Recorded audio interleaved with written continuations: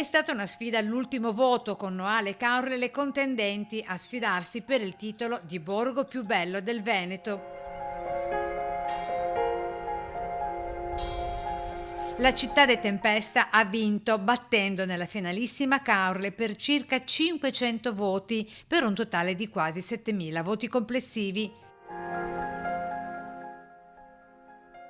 La sfida è disputatasi esclusivamente sulla piattaforma tra Facebook e Instagram.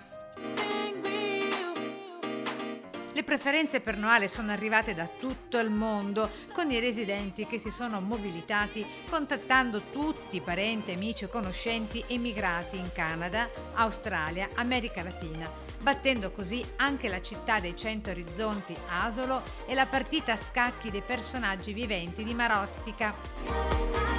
Al di là della vittoria, vero è che nella sfida in finale tutta veneziana, Noale e Caorle, con tutte le altre pro loco della provincia di Venezia, si sono mobilitate per far emergere i rispettivi territori, e questo conta oltre ogni cosa: far conoscere le bellezze e la storia di casa nostra.